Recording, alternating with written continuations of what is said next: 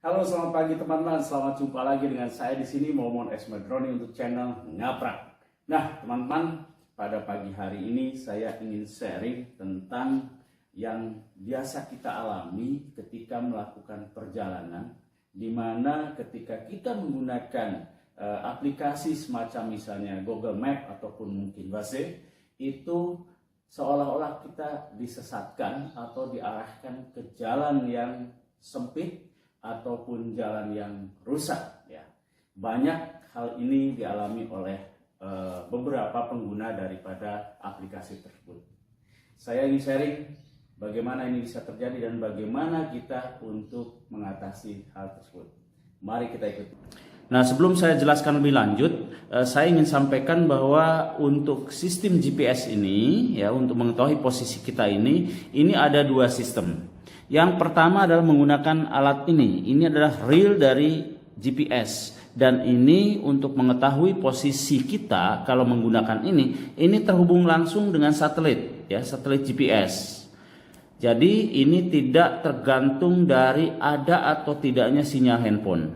Sementara yang ini melalui handphone, ini sangat tergantung dari ada tidaknya sinyal handphone di posisi di mana kita berada, ya.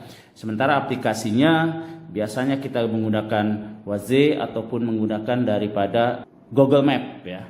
Nah, yang ingin saya sampaikan itu yang khusus mengenai ini ya. Nah, teman-teman, jadi kenapa seolah-olah aplikasi GPS ini membuat kita diarahkan ke jalan yang tidak mungkin atau seolah kita ini adalah disesatkan? Ada tiga hal. Yang pertama bisa terjadi karena kita lupa untuk setting di sini, yaitu mengklik sesuai dengan jenis kendaraan yang kita gunakan.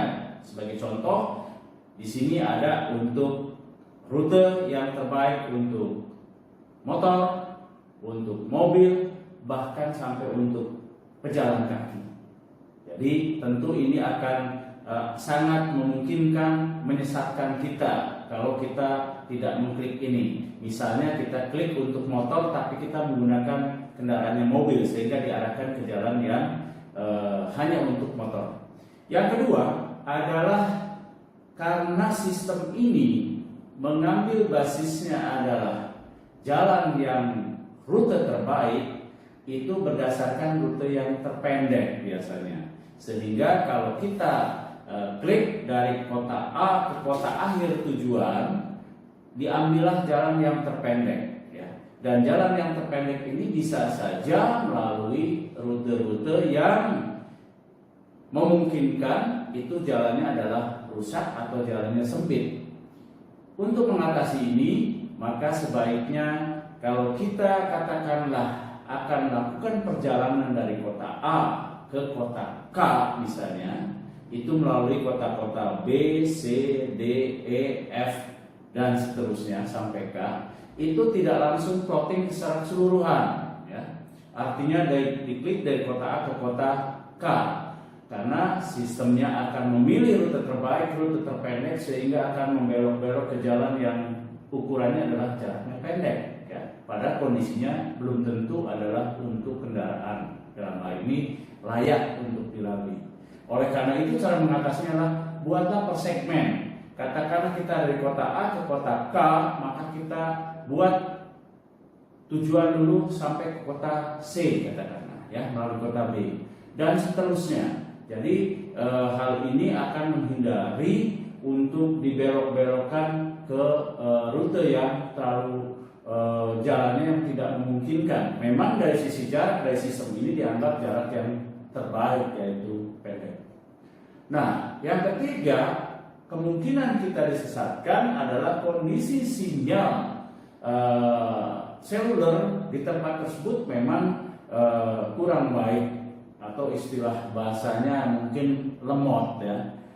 Ini bisa terjadi karena apa yang tergambar posisi kita di sini dengan kondisi kendaraan pada saat itu berbeda.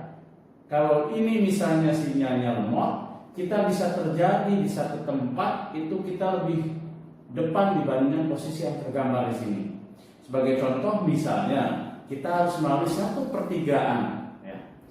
Di situ ada beberapa pertigaan.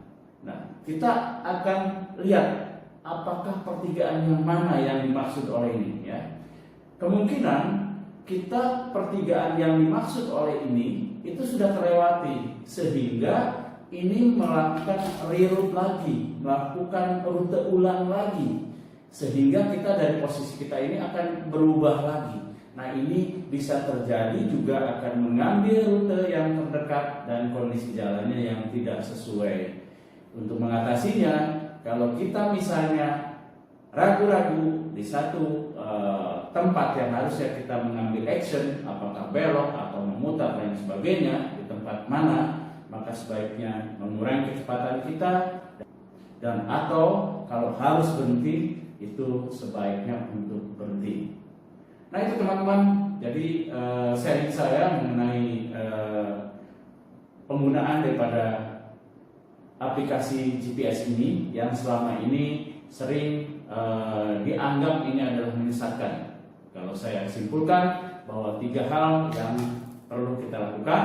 Yang pertama adalah memastikan daripada kendaraan yang kita gunakan ini disesuaikan dengan yang ada di sistem ini.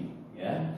Kemudian yang kedua adalah kita memplotting rute tujuan itu per segmen.